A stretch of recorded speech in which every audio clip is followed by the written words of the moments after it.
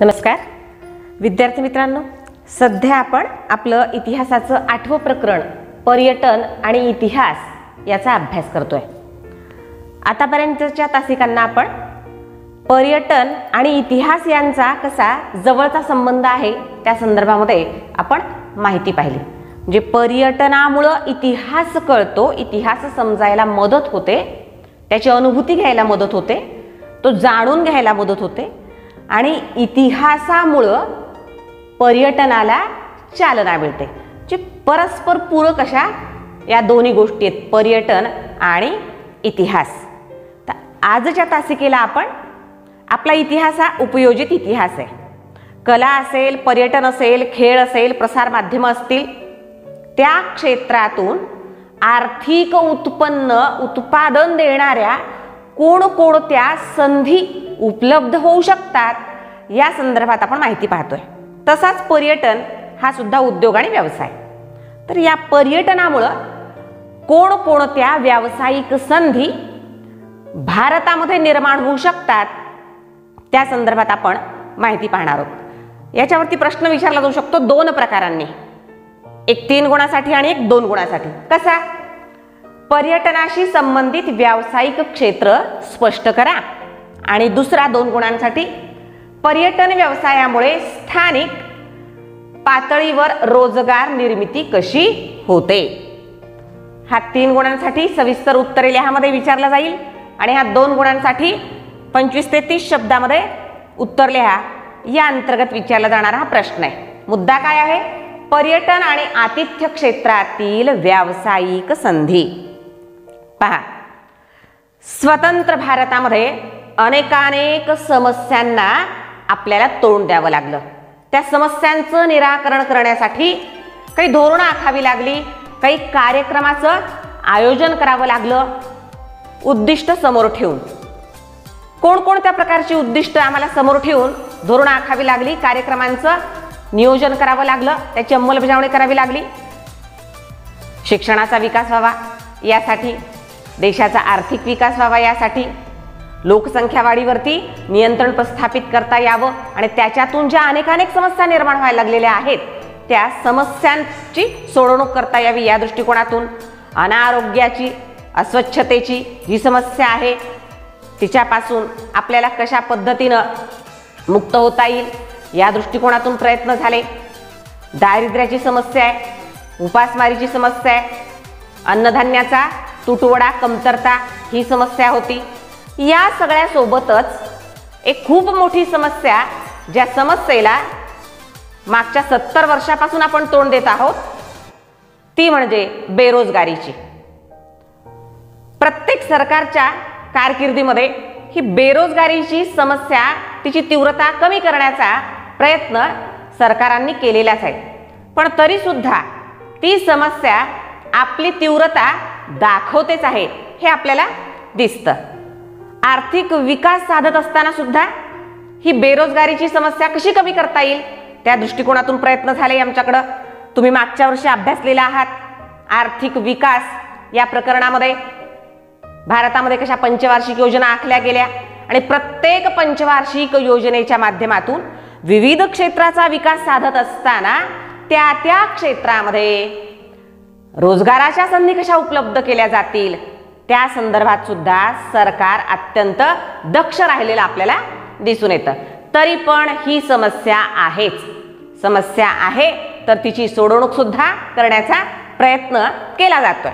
मग वेगवेगळ्या उद्योगांचा, व्यवसायांचा विकास करण्यातून रोजगाराच्या संधी उपलब्ध करून दिल्या जातात आणि बेरोजगारीची समस्या कमी करण्याचा, तिची तीव्रता कमी करण्याचा प्रयत्न होत असतो।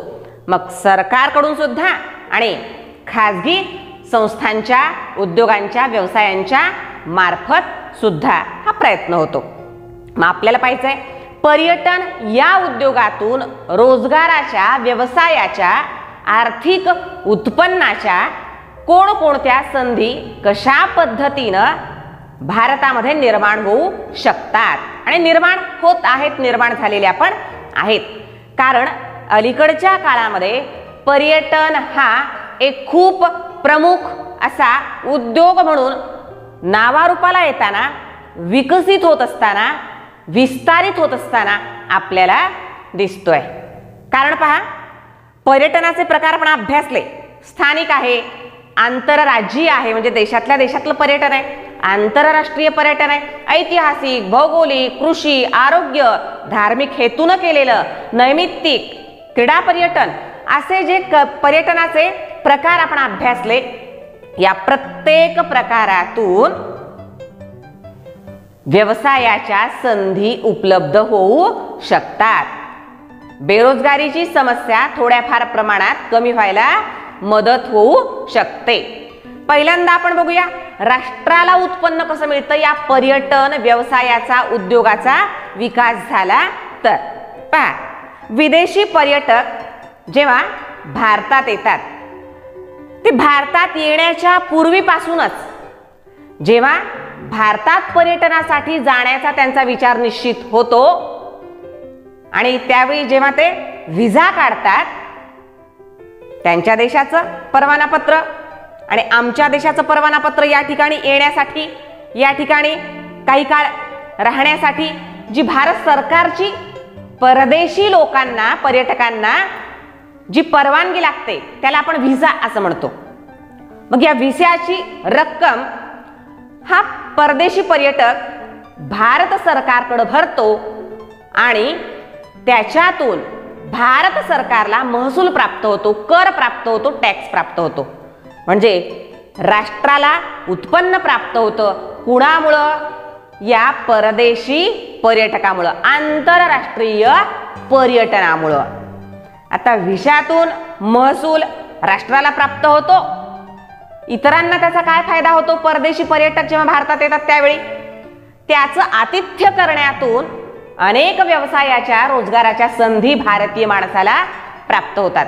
हा अतिथी असतो, हा पाहुणा असतो भारतातला, भारतीय लोकांचा. मग हा जेव्हा प्रवास करतो, अर्थातच एकतर हवाई वाहतूक, विमानातून किंवा जहाजातून याला यावं लागतं, किंवा काही देश असे आहेत की रेल्वेने सुद्धा येतात, आपल्याच खंडामध्ये, आपल्याच शेजारी असणारे. मग हा जेव्हा प्रवास करतो तेव्हा त्याचं जे प्रवासाचं तिकीट असतं त्याच्यातून सुद्धा राष्ट्राला किंवा एखाद्या खाजगी विमानातून तो येत असेल, खाजगी दळणवळणाच्या साधनाचा त्यांनी जर वापर केला असेल तर एखाद्या खाजगी संस्थेला, कंपनीला हा त्याचा जो प्रवास खर्च आहे तिकिटाच्या रूपाने तो जो भरतो तो त्या कंपनीला आर्थिक फायदा मिळवून देणारा असा असतो. म्हणजे व्हिसा झाला, त्याचा प्रवास खर्च जो असतो त्याच्यातूनही उत्पन्न मिळतं. त्यासोबत तो भारतात आल्यापासून आपल्या राष्ट्राला फायदा करून देत असतो.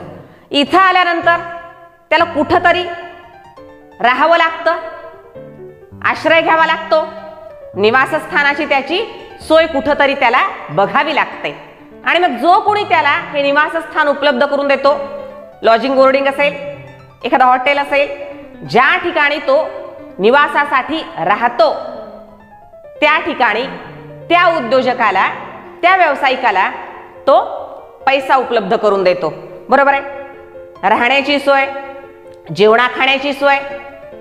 या ठिकाणी आल्यानंतर त्याला स्थानिक भाषा कळत नाहीत, मग स्थानिक भाषा कळत नसतील अशा वेळी आंतरराष्ट्रीय भाषा येणारा आणि स्थानिक भाषा येणारा असा जो दुभाषक असतो, म्हणजे त्याची पण भाषा येणारा आणि स्थानिक भाषा येणारा असा 2-3 भाषा जाणणारा असा जो असतो तो त्याला शोधावा लागतो.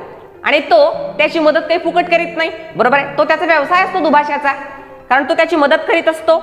एका अर्थाने या देशामध्ये पर्यटक म्हणून तो आलेला असताना त्याला तो या ठिकाणची सगळी माहिती जाणून घेण्यासाठी मदत करीत असतो. हा दुभाषा. दुभाषा ही सुद्धा एक व्यवसायाची संधी म्हणून त्याच्याकडे बघितलं जातं आणि दुभाषकाला रोजगार प्राप्त होतो, त्याचं पण उत्पन्न प्राप्त होतं त्याला त्या परदेशी पर्यटकांकडून. बरोबर आहे. दुसरी गोष्ट, इथं आल्यानंतर त्याला मार्गदर्शिका, नकाशे, माहिती पुस्तिका, एखाद्या पर्यटन स्थळाला भेट देण्याच्या आधी त्याला त्या पर्यटन स्थळाच्या संदर्भामध्ये माहिती सांगणारे ग्रंथ किंवा पुस्तकं त्याला खरेदी करावी लागतात, वर्तमानपत्र त्याला घ्यावी लागतात, दररोजच्या दैनंदिन राष्ट्रीय आंतरराष्ट्रीय घडामोडींची माहिती कळण्यासाठी म्हणून. जशा नाना तऱ्हेने हा परदेशी पर्यटक आमच्या भारतीय लोकांना व्यवसायाच्या संधी प्राप्त करून देत असतो. त्या व्यावसायिकाला आर्थिक एक प्रकारची मदत करीत असतो अप्रत्यक्षपणे. ठीक आहे. आणि त्यातून या आतिथ्य क्षेत्रामध्ये अनेकानेक रोजगाराच्या संधी, व्यवसायाच्या संधी, पर्यटन उद्योगाचा विकास करण्यातून होत असतो. म्हणून पर्यटन उद्योगाचा विकास झाला पाहिजे, त्याच्यातून लक्षावधी लोकांना रोजगार प्राप्त होऊ शकतो. त्याकडं सरकारनीच नाही तर खाजगी संस्थांनी सुद्धा, कंपन्यांनी सुद्धा, उद्योगधंद्यांनी सुद्धा त्याच्याकडं लक्ष दिलं पाहिजे आणि त्याला गती दिली पाहिजे. कारण त्याच्यातून बऱ्याच आर्थिक समस्या देशातल्या लोकांच्या सुटण्यास मदत होत असते. आता हे झालं परदेशी पर्यटकांमुळे. स्थानिक पातळीवर या परदेशी पर्यटकांमुळे आणि देशातल्या देशात पर्यटन करणाऱ्या लोकांमुळे सुद्धा खूप मोठ्या प्रमाणात रोजगाराच्या संधी उपलब्ध होत असतात. कशा? परदेशी पर्यटक असोत की आपल्या देशातलेच एका राज्यातून दुसऱ्या राज्यामध्ये जाणारे पर्यटक असोत, पर्यटनाला येताना हा जो पर्यटक असतो त्याला त्या ठिकाणी, ज्या ठिकाणी तो पर्यटनाला जाणार आहे, गेलेला आहे, त्या ठिकाणी कुठल्या कुठल्या वस्तू या खूप चांगल्या पद्धतीने तयार केलेल्या असतात, कुठल्या कोणत्या वस्तू प्रसिद्ध आहेत याची पण त्याला माहिती असते. किंवा त्या ठिकाणी गेल्यानंतर त्याला त्या वस्तू मनाला खूप भावतात, आवडतात आणि त्या वस्तू तो खरेदी करीत असतो. जसं राजस्थानमध्ये खूप चांगल्या प्रमाणामध्ये हे कठपुतळीचा नृत्य प्रकार आहे किंवा कालबेलिया हा नृत्य प्रकार आहे. या काही वस्तू नाही आहेत, पण त्या ठिकाणचे जे लोकनृत्य आहेत, त्या ठिकाणच्या ज्या लोककला आहेत, या लोककलांचं लोकांना आकर्षण असतं इतर राज्यातल्या, इतर देशातल्या. आणि याच्यातून सुद्धा लोककला सादर करून सुद्धा रोजगाराची संधी त्या ठिकाणच्या स्थानिक कलाकारांना प्राप्त होऊ शकते. केरळसारखं टुरिझमसाठी, पर्यटनासाठी अत्यंत प्रसिद्ध असं भारतातलं छोटंसं असं एक राज्य, अत्यंत निसर्गाच्या सौंदर्याने नटलेलं असं राज्य, डोळ्याचं पारणं फिटावं असा निसर्ग त्या ठिकाणी, निसर्गाची खाण परमेश्वराने निर्माण केलेली आहे. या ठिकाणी जेव्हा पर्यटक जातात, देशी आणि विदेशी पर्यटक, त्यावेळी त्या ठिकाणच्या ज्या लोककला आहेत, हजारो वर्षापासून ज्या चालत आलेल्या आहेत आणि त्या ठिकाणच्या लोकांनी त्या टिकवलेल्या आहेत, मुडियट्टू किंवा कुटियट्टम यासारखी लोकनृत्य, नाट्य, संगीत परंपरा, त्या परंपरांचं दर्शन त्या ठिकाणचे स्थानिक कलाकार पर्यटनासाठी गेलेल्या पर्यटकांना घडवितात. आणि हे पर्यटक खूप आवडीनं या कलांचा, त्यांच्या सादरीकरणाचा आनंदही घेतात. म्हणजे फक्त वस्तूच नाही, त्यांचं जे पारंपरिक मौखिक पद्धतीनं त्याने टिकवलेल्या ज्या परंपरा आहेत, ज्या अमूर्त स्वरूपात आहेत, अशा पण परंपरांचा माध्यमातून त्यांचं सादरीकरण करून, लोकांच्या समोर त्यांचं प्रदर्शन करून सुद्धा रोजगाराच्या संधी प्राप्त होऊ शकतात. आणि काही खाद्यपदार्थ सुद्धा काही काही ठिकाणचे प्रसिद्ध असतात. जसं आग्र्याच्या परिसरामध्ये आग्र्याचा ताजमहाल, आग्र्याचा किल्ला बघण्यासाठी जगभरातून पर्यटक येतात. आणि आग्र्याचा पेठा हा जो पदार्थ आहे हा अत्यंत जगप्रसिद्ध असा पदार्थ आहे. औरंगाबादला सुद्धा वेरूळ अजंठ्याच्या लेणी बघण्यासाठी किंवा औरंगाबाद मधलंच बीबी का मकबरा बघण्यासाठी, पानचक्की बघण्यासाठी लोक येतात. औरंगाबादमध्ये इमरती हा जो जिलेबी सारखा पदार्थ आहे तो अत्यंत प्रसिद्ध असा आहे. काश्मीरमध्ये जर पर्यटनासाठी पर्यटक आले असतील तर काश्मीरच्या शाली, काश्मीरचे गालिचे, त्या ठिकाणचं केसर हे अत्यंत प्रसिद्ध आहे. म्हणजे निसर्ग सौंदर्याने नटलेली सुद्धा राज्य आहेत आणि त्या ठिकाणच्या परंपरागत कला, अमूर्त अशा ज्या मौखिक अशा परंपरा आहेत त्याचं सुद्धा कुतूहल लोकांना असतं आणि जेव्हा ते पर्यटक म्हणून जातात तेव्हा त्याचा ते लाभ घेतात, आनंद घेतात. हस्तोद्योग, हस्तकौशल्य, कुटीरोद्योग यांना सुद्धा या व्यवसायातून चालना मिळत असते. पर्यटनाच्या या उद्योगातून, या व्यवसायातून त्यांना सुद्धा चालना मिळते आणि स्थानिक व्यवसायाला, स्थानिक पातळीवर रोजगार निर्मिती करण्याला यातून काय होते, खूप मोठी मदत होत असते. अशा पद्धतीने आपल्याला 2 प्रकारचे जर प्रश्न विचारले गेले, पर्यटनाशी संबंधित व्यावसायिक क्षेत्रे स्पष्ट करा 3 गुणांसाठी विचारला, किंवा पर्यटन व्यवसायामुळे स्थानिक पातळीवर रोजगार निर्मिती कशी होते हा 2 गुणांसाठी विचारला गेला तरी आपल्याला उत्तर लिहिता यावं. ठीक आहे. त्याच्या पुढे बघा, वारसा मुसाफिरी किंवा हेरिटेज वॉक हा मुद्दा आहे. हेरिटेज वॉक म्हणजे एखाद्या ऐतिहासिक स्थळाला भेट देणं. ऐतिहासिक वारसा स्थळाला भेट देणं. आणि भेट कशासाठी देणं? त्या ठिकाणी जो इतिहास घडलेला आहे त्याची अनुभूती घेणं. त्या वारसा स्थळाच्या ठिकाणी जो इतिहास घडलेला आहे भूतकाळात त्याची अनुभूती घेणं. अनुभव तर घेता येत नाही आता, बरोबर आहे, पण त्या भूतकाळाची कसा घडला असेल, कशी झाली असेल लढाई, कशी उडी मारली असेल या किल्ल्याच्या तटावरून राणी लक्ष्मीबाईंनी, या संदर्भात अनुभूती घेणं. त्याच्यासाठी हेरिटेज वॉक किंवा वारसा मुसाफिरी हा एक पर्यटनाचा प्रकार सध्या खूप लोकप्रिय होत असताना आपल्याला दिसतो. आणि या हेरिटेज वॉक मध्ये पुणे, मुंबई किंवा म्हणजे आपल्या भारताचा जर विचार केला तर अहमदाबाद सारखं शहर किंवा वर्ध्यासारखं शहर हे खूप प्रसिद्ध आहेत. कारण या शहरामध्ये 1-2 नाही तर अनेक अशी स्थळं आहेत जे इतिहासाचे साक्षीदार बनलेले आहेत.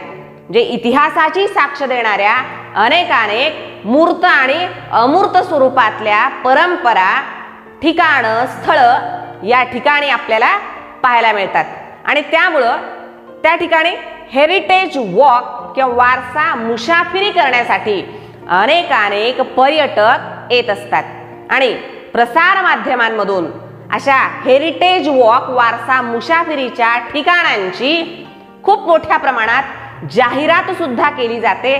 त्या दृष्टिकोनातून उपक्रमांचं, कार्यक्रमांचं आयोजन सुद्धा केलं जातं की जेणेकरून या ठिकाणाला भेट देणाऱ्या पर्यटकांची संख्या वाढावी, आर्थिक उत्पन्नही वाढावं आणि ज्यांना रस आहे, ज्यांना आवड आहे इतिहासाची, इतिहास जाणून घेण्याची, या अशा ठिकाणांची अनुभूती घेण्याची, त्या लोकांना सुद्धा फायदा व्हावा या दृष्टिकोनातून अशा पद्धतीचा वारसा मुसाफिरी हा एक प्रकार सध्या नव्याने खूपच लोकप्रिय होत असताना, विकसित होत असताना आपल्याला दिसून येतो.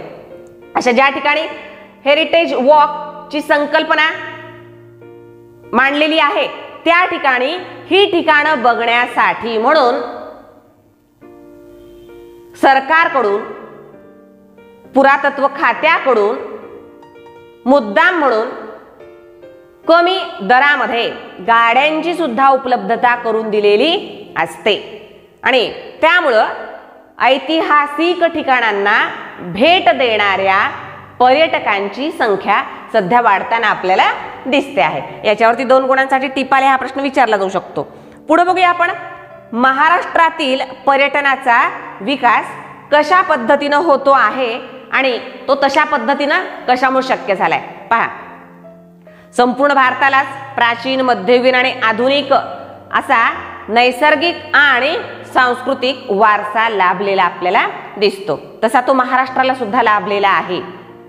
आपल्यासाठी गौरवाची, अभिमानाची बाब आहे की नैसर्गिक आणि सांस्कृतिक अशी बरीच स्थळं जागतिक वारसा स्थळांच्या यादीमध्ये समाविष्ट करण्यात आलेली आहेत. मग अजिंठा, वेरूळ सारख्या लेण्या असतील, घारापुरी सारख्या, एलिफंटा केव्स सारख्या लेण्या असतील, किंवा छत्रपती शिवाजी महाराज रेल्वे टर्मिनस सारखं ठिकाण असेल, किंवा पश्चिम घाटातलं साताऱ्याजवळचं कासचं पठार असेल, नैसर्गिक ठिकाण यांचा जागतिक वारसास्थळांच्या यादीमध्ये समावेश करण्यात आलेला आहे. तसं आमच्या महाराष्ट्रामध्ये पर्यटनासाठी योग्य अशी विविध प्रकारचं पर्यटन ज्या ठिकाणी घडतं, मग भौगोलिक असेल, ऐतिहासिक असेल किंवा धार्मिक हेतून केलं जाणार असेल, असं पर्यटन करण्यासाठी अनेक ठिकाण आहेत. जसं काही देवस्थानं जर आपण पाहिली आणि याच्यावरती संकल्पना चित्राद्वारे स्पष्ट करा हा प्रश्न विचारला जातो. कसा येईल? महाराष्ट्रातील धार्मिक स्थळे. मग आपल्याला किमान 4 धार्मिक स्थळं किंवा तीर्थक्षेत्र, देवाची ठिकाणं आपल्याला लिहावी लागतात. धरणं दिलेली आहेत, थंड हवेची ठिकाणं दिलेली आहेत. यावर संकल्पना चित्राद्वारे स्पष्ट करा हा प्रश्न विचारला जाऊ शकतो. धार्मिक स्थळांचा जर विचार केला आपण तर धार्मिक स्थळामध्ये शिर्डी आहे, शेगाव आहे, कोल्हापूर आहे, तुळजापूर आहे, पंढरपूर आहे, देहू आहे, आळंदी आहे, जेजुरी आहे, इत्यादी इत्यादी. आणि याच सोबत मुंबईतील माउंट मेरी चर्च असेल किंवा मुंबई जवळच हाजी मलंग दर्गा आहे किंवा नांदेड या ठिकाणचा गुरुद्वारा आहे.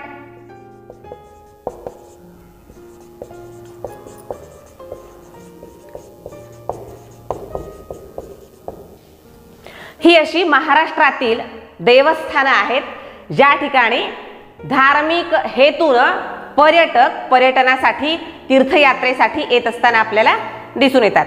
त्यासोबतच काही थंड हवेची ठिकाण आहेत, जसं महाबळेश्वर आहे, माथेरान आहे, पाचगणी आहे, तोरणमाळ आहे, खंडाळा आहे, लोणावळा आहे,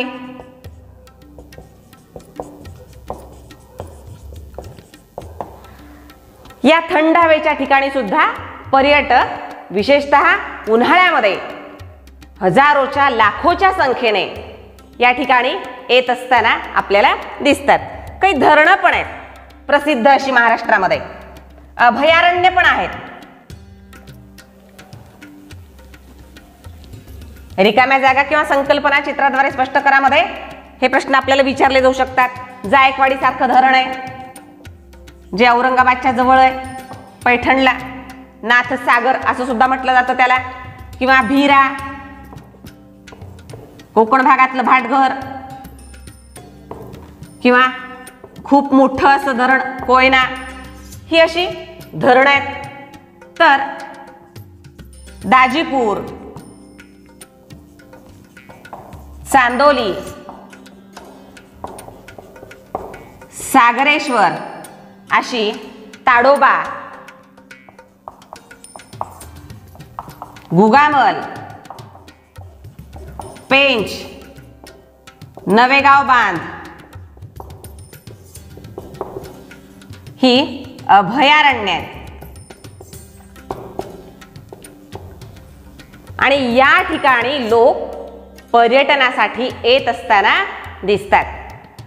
आणि पर्यटनाला एवढ्या संख्येने लोक येत असताना पाहून महाराष्ट्र सरकारने या पर्यटकांची सोय व्हावी, त्यांच्या निवासाची सोय व्हावी, जेवणा खाण्याची सोय व्हावी, या दृष्टिकोनातून वाहतुकीची सोय व्हावी, या दृष्टिकोनातून महाराष्ट्र राज्य पर्यटन विकास महामंडळाची स्थापना केलेली आहे.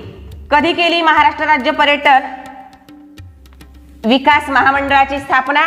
1975 मध्ये.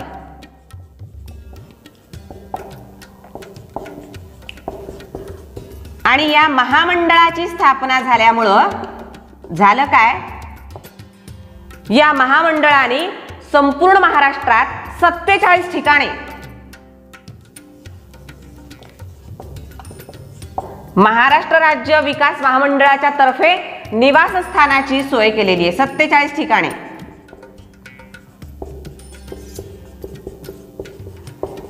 जे ज्या ज्या क्षेत्रामध्ये संपूर्ण भारतातून आणि जगातून पर्यटक येतात, जी पर्यटन स्थळ नावाजलेली जगप्रसिद्ध अशी आहेत, त्या पर्यटन स्थळाच्या ठिकाणी ही सोय खूप मोठ्या प्रमाणात या महामंडळाने, या खात्याने केलेली आपल्याला दिसून येते. आणि यामुळं 4 ते 4,500 4,000पेक्षा सुद्धा जास्त पर्यटकांच्या निवासाची सोय झालेली आपल्याला दिसून येते. यासोबतच पर्यटनाच्या क्षेत्रामध्ये सध्या या 5-7 वर्षामध्ये एक गाव आहे, त्या गावाचं नाव फार वैशिष्ट्यपूर्ण असं ते गाव आहे आणि हजारो पर्यटक या गावाला भेट देण्यासाठी जातात. ते गाव आहे महाबळेश्वरच्या जवळ, सातारा जिल्ह्यातलं गाव, महाबळेश्वरच्या जवळच असलेलं ते पुस्तकांचं गाव आहे आणि त्या गावाचं नाव आहे भिलार. महाबळेश्वरच्या जवळ असलेलं आणि पुस्तकाचे गाव म्हणूनच हे भिलार नावाचं एक छोटंसं गाव, खेड वाडी, पण पुस्तकाचं गाव म्हणून भारतभर या गावाने नाव कमावलेलं आहे. वाचन संस्कृती टिकवणे, वाचन संस्कृती वाढवणे, तिचा प्रसार करणे या दृष्टिकोनातून आधी तर भिलार हे गाव उत्तम दर्जाची स्ट्रॉबेरी पिकवण्यासाठी प्रसिद्ध होतं. स्ट्रॉबेरीचं गाव होतं हे आधी. स्ट्रॉबेरी सोबत या ठिकाणच्या लोकांनी गावात जी घरं आहेत त्या बहुसंख्य घरांना ग्रंथालयाचं आणि वाचनालयाचं स्वरूप प्राप्त झालेलं आहे. म्हणजे स्वखुशीनं या गावातल्या लोकांनी आपल्या घराचा काही भाग हा ग्रंथालयाच्या रूपामध्ये जाणाऱ्या पर्यटकांसाठी हा उपलब्ध करून दिलेला आहे. लक्षावधी ग्रंथ आहेत या छोट्याशा गावामध्ये, घरोघर शेकडो ग्रंथ आहेत आणि त्या ग्रंथांमध्ये विविधता आहे. काही बाल साहित्य आहे, काही स्त्री साहित्य आहे, काही कामगार साहित्य आहे, काही शेतकरी साहित्य आहे, कविता आहेत, नव्या जुन्या लेखकांनी लिहिलेले पुस्तकं आहेत, संत साहित्य आहे, ललित साहित्य आहे, असं वैविध्य असणारं असं वाङ्मय साहित्याची पुस्तकं या ठिकाणी कथा कादंबऱ्यांच्या रूपाने ही वाचकांसाठी उपलब्ध आहेत आणि ग्रंथ खरेदी करण्याची सुद्धा मोठ्या प्रमाणात सोय या ठिकाणी केलेली दिसून येते. त्यामुळे महाबळेश्वरच्या भागामध्ये जे पर्यटक जातात थंड हवेच्या ठिकाणी, ते पर्यटक या गावाला सुद्धा भेट दिल्याशिवाय राहत नाहीत. असं एक आगळं वेगळं असं गाव महाराष्ट्र सरकारच्या प्रयत्नातून हा प्रकल्प त्या ठिकाणी उभा राहिलेला आपल्याला दिसून येतो. याशिवाय पर्यटकांच्या येण्यामुळं अनेकानेक प्रकारच्या स्थानिक पातळीवर स्थानिक लोकांना रोजगाराच्या संधी कशा उपलब्ध होतात.